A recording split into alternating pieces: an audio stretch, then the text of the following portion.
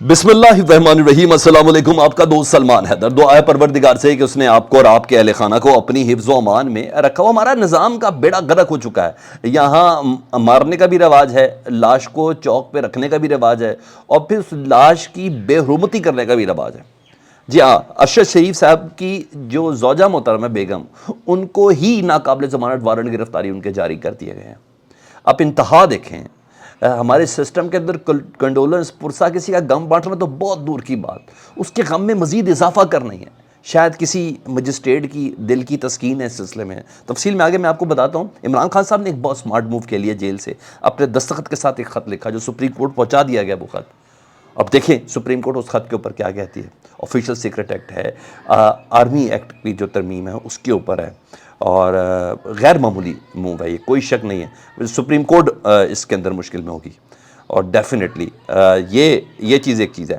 دوسرا، قاضی فائز عیسیٰ صاحب نے جو نامزد چیف جسٹس ہیں، انہوں نے موجودہ چیف جسٹس عمر عطا بندیال صاحب کے ساتھ رابطہ کیا، دعوت نامہ شیئر کیا، اور وہ بھی ڈیٹیل اہم ہے۔ اور ایک میں نے بلاگ میں ایک چیز شیئر کرنی ہے، تو کیا عمر عطا بندیال صاحب کے پچھلے تمام فیصلے اڑا دیے جائیں گے؟ یہ ایک بڑا سوال ہے۔ میں کس بنیاد پہ کہہ رہا ہوں کہ قاضی فائز عیسیٰ صاحب کیا یہ کر سکتے ہیں، میں نے آپ کے سامنے رکھنا ہے۔ تو چیزیں ایک کے بعد ایک اہم ہے۔ ریکویسٹ چینل دیکھ رہے ہیں تو چینل سبسکرائب کر دیں تاکہ آنے والے وقت میں میرا اور آپ کا یہ رابطہ بحال رہے۔ سب سے پہلے جی، عمران خان صاحب نے جاتے جاتے نا چیف جسٹس عمر عطا بندیال صاحب کے ایک امتحان میں ڈالا ہے۔ امتحان تو ہے، اور وہ اس طرح ہے کہ عمران خان صاحب نے آفیشیل سیکرٹ ایکٹ اور آرمی ایکٹ دونوں کو سپریم کورٹ میں چیلنج کر دیا۔ میں آپ کو پھر بتا رہا ہوں، آفیشیل سیکرٹ ایکٹ اور آرمی ایکٹ دونوں کو سپریم کورٹ میں چیلنج کیا ہے۔ اس سے پہلے آرمی ایکٹ کے تحت جو عدالتیں ان کو چیلنج کیا گیا تھا اعتزاز احسن صاحب کی جانب سے، جن کو لطیف کھوسہ صاحب پرسو کر رہے تھے، کیا گیا تھا جسٹس جواد خواجہ صاحب کی طرف سے۔ آج عمران خان صاحب نے آفیشیل سیکرٹ ایکٹ کو ہی چیلنج کر دیا اور آرمی ایکٹ دونوں کو چیلنج کیا ہے۔ عمران خان صاحب نے خط میں لکھا اور خط میں اپنے دستخط کے ساتھ چیلنج کیا، اور اس خط میں بتایا کہ میری اس اپیل کو شعیب شاہین جو ہیں، میری کمیٹی کے کور کمیٹی کے ممبر ہیں، وہ اس کو پرسو کریں گے براہ راست، کیونکہ ظاہری بات ہے عمران خان صاحب آفیشیل سیکرٹ ایکٹ کے تحت یہ افیکٹ ہو رہے ہیں نا۔ عمران خان صاحب کو بھی پتہ ہے، پاکستان کے سارے وکلا کو بھی پتہ ہے کہ جس طرح سزا معطل ہوئی ہے توشہ خانہ کی، اسی طرح عمران خان صاحب کی سیفر کیس کے اندر بھی ضمانت ہو جانی ہے۔ پھر کیا کریں گے؟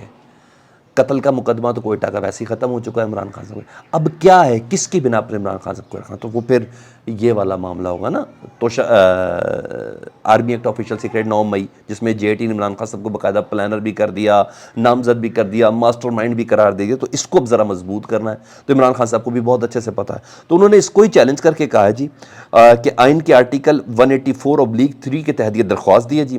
فریقین میں جن کو رکھا گیا عمران خان صاحب نے، صدر مملکت، جنہوں نے پہلے ہی سے کہا ہے کہ یہ آفیشیل سیکرٹ ایکٹ نامزد ہے ہی نہیں، یہ آرمی ایکٹ نافذ العمل ہے ہی نہیں، کیونکہ میں نے اس پہ دستخط ہی نہیں کیے، دھوکے سے میرے سٹاف نے اس کو نہیں بھیجا، اور میں اس کو سمجھتا ہوں کہ یہ غیر قانونی ہے، اور سیاست انہوں نے معافی بھی مانگی کہ اس دھوکے کی وجہ سے جو افراد اس سے افیکٹڈ ہوں گے میں ان سے معافی چاہتا ہوں، ٹھیک ہے، جس کی بنا پر یہ بات خود سپریم کورٹ کے اندر قابل ذکر اور چیلنج ہو جائے گی کہ ایک تو صدر مملکت نے کہا ہے۔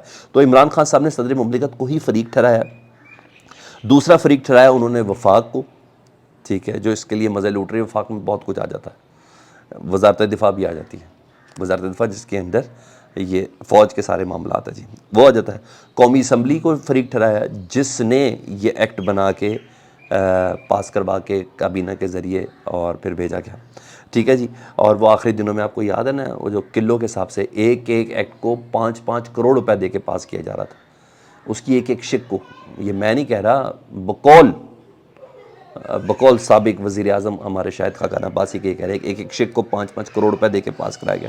تو سپریم کورٹ سے استدعا کی ہے عمران خان صاحب نے کہ آفیشیل سیکرٹ ایکٹ اور آرمی ترمیمی ایکٹ کو غیر آئینی قرار دیا جائے، اور جب تک میری اس درخواست کا فیصلہ نہیں ہوتا تو دونوں ایکٹ، چاہے آفیشیل سیکرٹ ایکٹ ہو یا آرمی ایکٹ ہو، دونوں کو معطل کر دیں۔ اب دیکھتے ہیں عمر عطا بندیال صاحب کیا کر سکتے ہیں، مجھے نہیں لگتا کچھ کر سکتے ہیں، کیونکہ منڈے کے بعد رہی 4-5-6 دن رہ جانے ہیں، تو وہ کچھ کر نہیں سکتے۔ اب وقت بھی ان کے پاس کم ہے، تو کم از کم وہ اس نہج تک ضرور کر سکتے ہیں اس کو کہ قاضی فائز عیسیٰ صاحب آتے ساتھ سن لیں، کیونکہ قاضی فائز عیسیٰ صاحب کو اس نہج تک چھوڑ کے تو جا سکتے ہیں. بہرحال قاضی فائز عیسیٰ آتے ساتھ اس کو دیکھتے ہیں یا نہیں دیکھتے ہیں. بہرحال معاملہ کنٹروورشل ہو گیا ہے، ٹھیک ہے، کیونکہ عمران خان صاحب نے حجت تمام کر دی کہ جناب میں نے تو سپریم کورٹ میں چیلنج کیا ہوا اس ایکٹ کو، ٹھیک ہے، تو میرے خلاف کوئی ایسے جب تک نہیں ہوتا تو تب تک میں اس کا کوئی فیصلہ کرے. تو دونوں صورتوں میں کچھ نہیں تو عمر عطا بندیال صاحب اس کی ڈائری نمبر ہی لگوا کے چلے جائیں، کچھ تو کر کے جائیں گے نا. تو عمران خان صاحب نے سیف سائڈ اپنی کھیلی کہ یہ نہ ہو کہ بھائی اس دوران میں قاضی فائز عیسیٰ صاحب سنے ہی نہ اور یہ لوگ مجھے کسی طریقے سے فٹ کرنے کی کوئی کوشش کریں. تو اس کو چیلنج کرنے کا مقصد صرف یہ ہو. تو عمر عطا بندیال صاحب جاتے جاتے اتنا ضرور کر سکتے ہیں کہ اس کا کوئی ڈائری نمبر لگا دیں، سماعت کے لیے کوئی تاریخ 15-16 تاریخ کی رکھ دیں، جس دن وہ نہ ہو کوئی اور ہو تو یہاں ہو سکتا ہے. اچھا، ادھر نامزد جو چیف جسٹس ہے قاضی فائز عیسیٰ صاحب، انہوں نے تقریب حلف برداری کے دعوے نامہ بانٹنے شروع کر دیے، بانٹنے بھی شروع کیا، اور انہوں نے عشائی کے دعوت نامہ جہاں تمام لوگوں کو دیا وہاں چیف جسٹس عمر عطا بندیال صاحب کو بھی دیا ہے. انہوں نے کہا حلف برداری میں بھی شریک ہوں اور عشائی کے اندر بھی شریک ہوں. ڈیفینیٹلی یہ ضروری، کیونکہ ادھر معاملہ دوسرا بڑا حیران کن ہے کہ کیا عمر عطا بندیال صاحب نے جو پچھلے دن میں جتنے بھی فیصلے کیے ہیں، جس میں یہ بھی شامل ہے ججز اصلاحاتی بل بھی جس کے اندر شامل ہے، جس کے اندر آڈیو لیکس والا معاملہ بھی شامل ہے اور دیگر بھی کئی فیصلے اس کے اندر شامل ہے، تو کیا وہ واپس کر لیے جائیں گے؟ کیونکہ وجہ یہ ہے کہ ججز اصلاحاتی بل کو کالعدم قرار دیا تھا، ججز اصلاحاتی بل کو کالعدم قرار دیا تھا چیف جسٹس عمر عطا بندیال صاحب نے اپنے بینچ کے ہمراہ، وہی جس میں بینچ کی تشکیل کیسے کی جا سکتی ہے، سو موٹو کوئی لے سکتا ہے. انہوں نے کہا نہیں یہ اور اس بل کو بھی، اس کو بھی کہا تھا کہ انہوں نے کہ یہ سپریم کورٹ کے اوپر حملہ ہے، ٹھیک ہے. اور یہ آپ کو یاد ہوگا یہ پی ڈی ایم نے قانون بنایا تھا، ایسے ہی ہے نا، پی ڈی ایم نے قانون بنایا تھا اور عدلیہ نے اس کو حملہ قرار دیا تھا.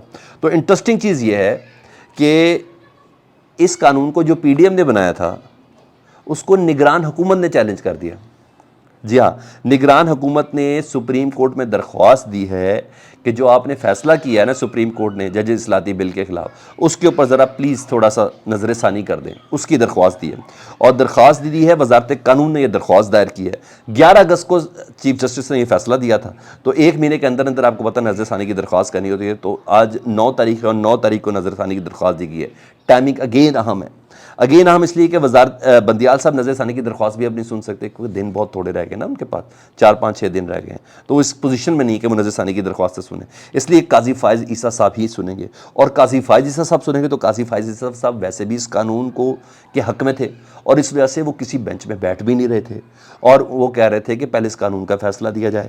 تو اب وہ بینچ میں بھی نہیں بیٹھ رہے تھے. اگر جسٹس قاضی فائز عیسیٰ صاحب نے ججز اصلاحاتی بل کو نافذ کر دیا یا بحال کر دیا تو نظر ثانی کی درخواست میں، تو سارے بینچز جتنے بھی فیصلے ہوئے ہیں عمر عطا بندیال صاحب کے وقت میں اس بل کے بعد، تو کیا وہ غیر مؤثر ہو جائیں گے، وہ فیصلے غیر مؤثر ہو جائیں گے؟ یہ بڑی انٹرسٹنگ صورتحال ہوگی.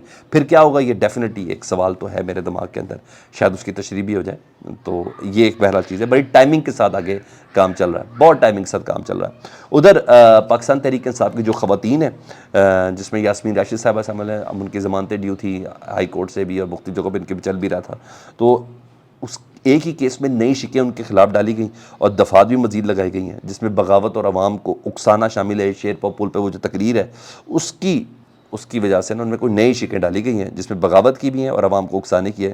تو اس سلسلے میں ان کو جوڈیشل ہوا تھا، اب جوڈیشل سے دوبارہ ان کا جسمانی ریمانڈ منظور کر لیا گیا، ٹھیک ہے، تاکہ ان کی ضمانت ہو. اور یہ شکیں رکھی اس لیے جاتی ہیں کہ تاکہ اس بندے کی ضمانت نہ ہو سکے، جہاں ضمانت ہونے لگے دوبارہ نئی شکوں کے تحت اس کام کو کیا جائے.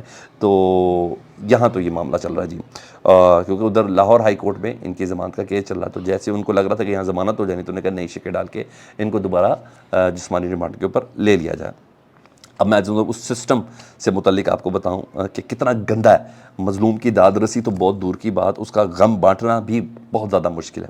ارشد شریف کی بیگم ہے سمیہ ارشد، جو اس کیس کو پیروی بھی کر رہی تھی، تو ایک مقدمہ نا ان کا مقدمہ مانا نہیں کہ ایک مقدمہ پولیس نے اپنی FIR بھی درج کی تھی اور جس پر ان کی فیملی نے عدم اعتماد کا اظہار کیا تھا. پھر اس دوران سپریم کورٹ نے بھی سو موٹو لیا ہوا تھا. تو آج پتہ چلا ہے کہ جو پولیس نے مقدمہ دیا تھا، پولیس کے اس مقدمے میں عدالت میں سمیہ بیگم نہیں پیش ہو رہی تھی. تو آج پتہ چلا ارشد شریف کی بیگم سمیہ اور ان کے پروڈیوسر علی عثمان ان کے ناقابل ضمانت وارنٹ گرفتاری جاری کرتی ہیں کہ بھائی آپ ہمارے پاس پیش کیوں نہیں ہو رہے. آپ اندازہ لگا لیں آپ نے اس فیصلے سے لوگوں کے ذہنوں میں شک ڈال دیا. نون لیگ لے کے چل رہی ہے جی, نون لیگ کا سوشل میڈیا اس کو مشکوک کرا دے رہے, کیا کلیئر کرائیں گے؟ انہوں نے کہا وہ شاید سازش میں وہ شامل تھیں. وہ کہہ رہی ہے مجھے تو ایک سمن تک نہیں پہنچا, میں تو سپریم کورٹ کے اندر کیس کو پرسو کر رہی ہوں. یہ پولیس کی مدعیت میں جو تھا, میرے پاس کوئی نہ کسی قسم کو سمن آیا کوئی کچھ آیا. یہ سسٹم ہے سر, جو ہمارے ہاں لاشوں کو بمبوڑنے کی, نوچنے کی, کاٹ کھانے کی, پھر شاید اس پہ بھنگڑے تک ڈالنے کی اجازت دیتا. یہ ہے وہ سسٹم جس سے آپ کو اور مجھے جنگ لڑنی ہے. یہ ہے وہ سسٹم. فیڈ بیک سے متعلق ضرور آگاہ کیجیے گا. اپنا بہت خیال رکھیں. اللہم صلی علی محمد و آل محمد.